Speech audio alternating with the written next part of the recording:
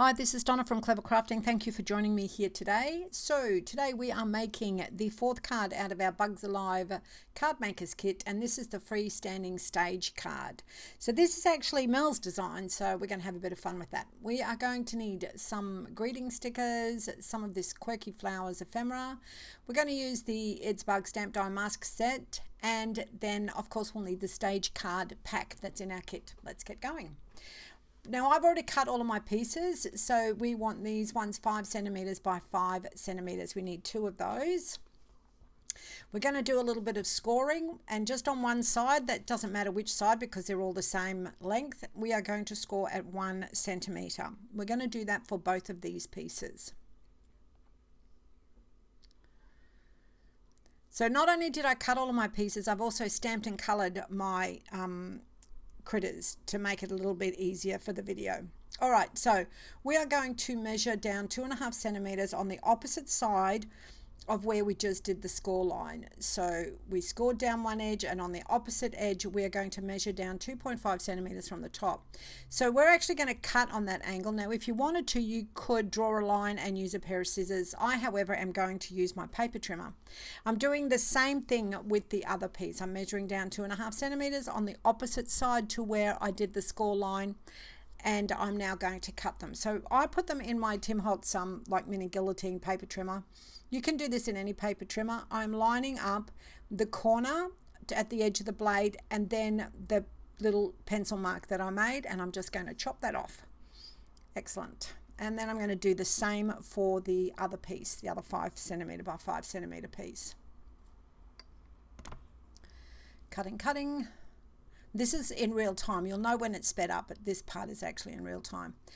All right, so now we've got these 2 little pieces. We are going to fold them.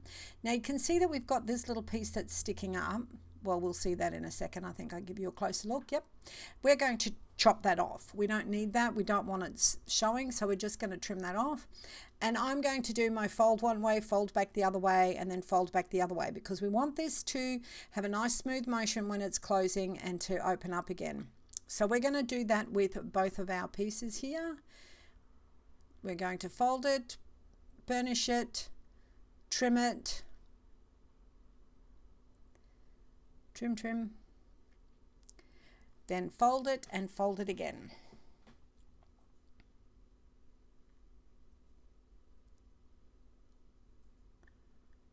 Beautiful. All right, so there are our 2 pieces, and you can see that I have folded them in opposite directions, which is perfect. I'm just going to pop those near that little card there. Let's move on to the next piece. We're going to grab the 13 centimeter by 2.5 centimeter piece. So this is actually going to be the front of our stage card. We need to score this one as well. We're going to score this one. Let me just get the card out. At 1 centimeter and at 12 centimeters, which effectively is 1 centimeter from each edge. So whichever way is easiest for you, but we've done it on the long edge at 1 centimeter and 12 centimeter. We'll get rid of my scoreboard now, and now I'm going to speed this up because I'm just going to fold it, burnish, fold, burnish, fold, burnish on both ends. Oh, super fast. All right, I do like to trim the edges of the little flaps because I want to make sure that they're not seen from the front, and I just feel that it's neater doing this. This is perfectly optional, but as I said, I just find it a little bit tidier. So now we are going to get the last piece for the main part of our card, which is the 11 centimeter by 11 centimeter. So this is a square, 11 centimeters by 11 centimeters. And we are not going to score this at all. All we're going to do is add the pieces. So we've got one of the pieces that was originally 5 centimeters by 5 centimeters. We are just popping glue on the flap section of this. I do like to spread the glue out because I don't want it to go places that I don't want it to be. And I am going to line it up in the corner with the flap going to the inside. So I have just lined that up. I do take extra care here to make sure that it's lined up straight on the edge and along the bottom, because it just makes it so much easier, and your card will fold better if everything is all lined up. So taking a few extra seconds to make sure that that's the case is really well worth it. All right, that looks pretty good. So now we are going to do the other one as well. So exactly the same process. I'm just going to add some glue. I'm going to wipe it over a little bit so I don't get any excess out. What you can't see off screen is I've got just a little baby wipe actually that I just keep wiping my finger on when I get glue all over them. I feel almost like I've got to walk around with a baby wipe in one hand because I've always got glue on the other. Anyway, taking my time again to make sure that that is all lined up nice and straight. And I'm going to burnish that on to make sure that it doesn't move while I'm still doing the rest of this process, putting the card together. All right, so now we've got our 13 centimeter by 2.5 centimeter piece, and I am once again going to pop some glue on this edge here and spread out the glue. Oh no, I didn't spread out the glue that time, just to trick us all up. And this should line up perfectly with the small edge of that, what was originally the 5 centimeter by 5 centimeter piece. Now, once again, it's important that you make sure that this is straight, that it's lined up straight down the bottom. Can you see that I'm checking that there, that it's lined up straight? Okay, and now I'm going to use my bone folder to really make sure that that's well secured. Now, if everything is gone to plan, if we lay that flat, the other piece will fit over onto it perfectly, which in this case it does. So that makes me very happy. And yep, I'm going to spread it this time. Go back to the plan. I'm laying that flat this time, you can see, and that other little arm piece folds over onto it. I can burnish that on, and there is the basis for our freestanding stage card. And you can see that I'm moving it from side to side to make sure that it's a nice even movement. All right, and that is freestanding. Perfect. Now we'll get on to our next piece. So now we've got the two 13 centimeter by 3 centimeter pieces, and this is just out of white cardstock. And I'm literally going to draw mountains. Now, anybody who knows me knows that I cannot draw and that I shake a lot. So if you had a close look at these lines, you'd see that they are quite wiggly. But that's okay, because what I am good at doing is cutting, and that's just a practice thing. So I'm just using those lines as guides. I'm going to grab my large scissors, my large bladed scissors, because when you're cutting something like this and you want it to be a smooth transition, the larger blades are better than the smaller blades because you don't have to stop as often. And can you see also that I am moving my paper, not the scissors, except when I need to, move it up, get more blade happening. And that way it will give you the smoothest sort of look. It does take a little bit of practice, but honestly, once you've got it, it's great. And you'll, never go back to it. What I find really interesting is that little kids will normally move the paper and not the scissors. So I don't know why as adults we don't do that. All right, so now that we've done that, I am just turning these over. I've got them on my silicone mat here, and I'm turning them over because I'm too lazy to erase the pencil marks on the other side. And I'm going to use some of my Distressed Oxide Mode Lawn with my blending brush, and I'm just going to color them green. Now, this does not have to be even at all. You will see here that I am not taking a lot of time with this. I am literally just slapping the green on without any question at all. Not worrying about it, not trying to make it smooth, because these are grassy hills. And to be honest, we don't see a great deal of them anyway, but we want them to be green because we want it to blend into the whole card. If it was white, it would probably stick out like a sore thumb. So making them green is important, but as I said, it doesn't have to be perfect. Right, there they are. Nice blotchy hills, which is exactly what we're after. So we're going to grab our scoring board again, and on this I'm just putting the long edge on, but I'm putting the flat edge because it's easier to work with, and I'm going to score at 1 centimeter and 12 centimeters again. I'm sure you can see where this is going. We will be adding this to our stage card. So this is the second piece, and I'm scoring at 1 centimeter and 12 centimeters. Now I will be folding these pieces, fold them once, burnish, fold them back, burnish, fold them again. So I'm going to speed it up really, really fast, so you don't have to sit through all of that. Of course, if you're doing this along with me, you can just pause it and you can do it and then start again. All right, so these pieces are now going to slot in there. Now this can be a little bit fiddly doing it this way, but I still find it the most effective way to get these in the position that you want them. So I am just popping some glue on that, and I'm going to stick it inside nearer the back, this one. So the thing is that you've got to make sure that it's horizontal, well, as close as you can, not that it's horizontal, I beg your pardon, that it's even vertically, so it's straight. You want to make sure that it's straight. That looks pretty good to me. So I'm going to pop some glue awkwardly on the other flap. So I'm having to stick it in my card. You can't even really see what I'm doing here, but I'm guessing that by the fact that the position that my glue pot is in there and what I'm doing, you can see that I'm putting glue on the flap on the other end.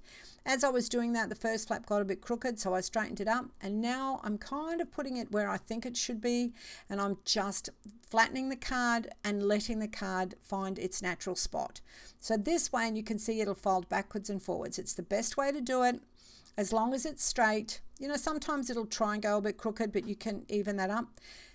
I think that happens with the front one actually. Let's wait and have a look. But now I'm going to do the one at the front. Now the one at the front is easier to make it straight because you can use the edge of that flap that you've put on there, do you know, to line it up against, which is what I do there. I just line it up against that little flap from the front piece and fiddle and faddle. That looks pretty good. And of course I cut that quite short, that edge, so making sure it's straight. Okay, so now I'm going to awkwardly put glue on the other flap, carefully and awkwardly, and look how much you can see. That's so descriptive, is it not? All right, I suppose descriptive is what I say, so I'm telling you all about it. Let's just close that, and then I think that this one, I have a look inside and it's not exactly even, so I'm just going to pull it up a little bit on that far edge, on that second edge. Of course we're using glue, so we do have a couple of seconds to do that. That's better. And now we can fold it backwards and forwards and backwards and forwards to get the desired look.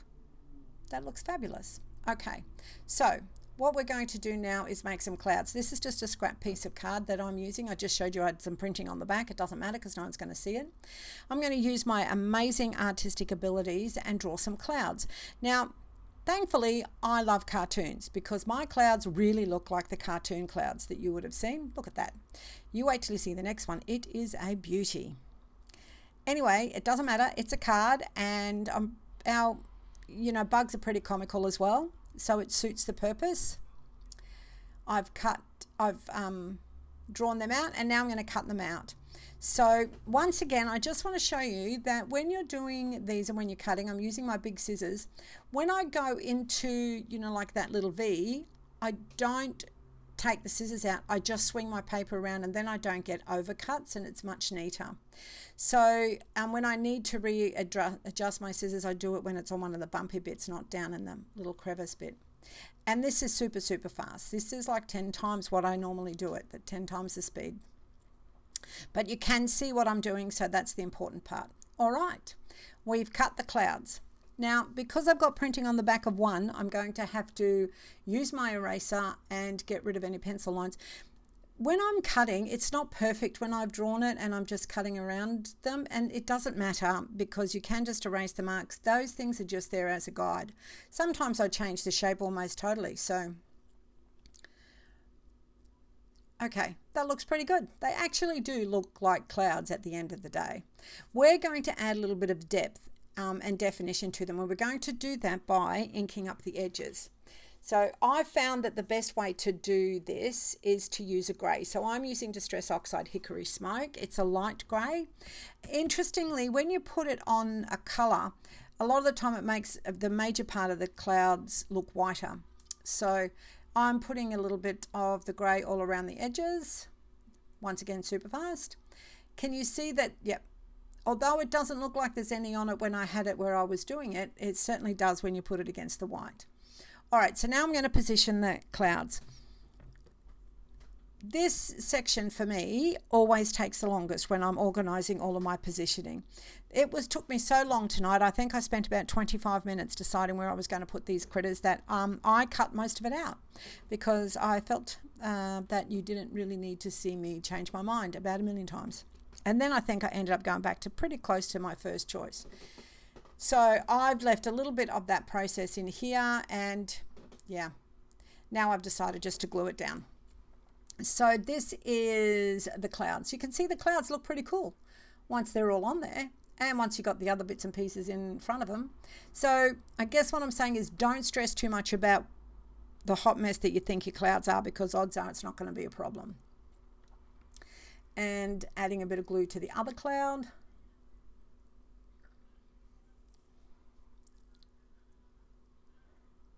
Plenty of glue, obviously. Let's put that in place. Right, now the bee. But I've got a good idea. I think I'm going to add a wobbler to the back. You got 5 in your kit, so you don't have to just use it for the card that they originally were designed to go with. So I'm going to grab a wobbler out of my little packet, and I'm going to stick my whole bee, not just the bee's head this time, to my wobbler.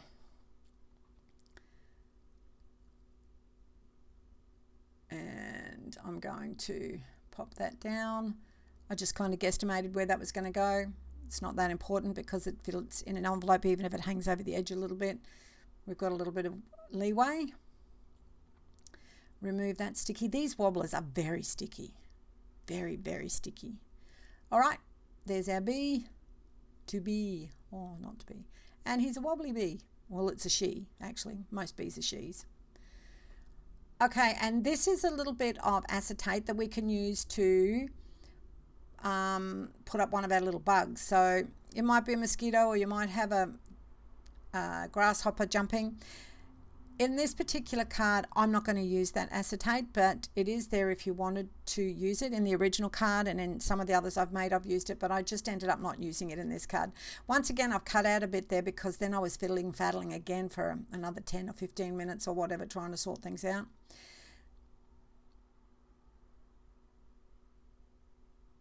I envy those crafters, those of you who are really good at just going, oh, I'm going to put that there, that there, that there, and that there, without second guessing yourself, and it always looks amazing. All right. And the ant I'm going to put on the front. Yep, Anthony. That's Anthony the ant. And yes, Loretta, I am prattling. Sorry, must be that time of day. Okay, there's our ant. And we are nearly finished. The only thing that we're going to do now is put on our greeting. And I've used What's the Buzz, which is a cute little greeting and can be for anything at all. So I hope you've learned something today, ladies, and that this video has helped you create these wonderful stage cards from your kit. And of course, you can use them with any other bits and pieces that you have as well. If you go over onto our Facebook group page, you'll find that a couple of the ladies have already done that. Anyway, until next time, stay safe and happy crafting.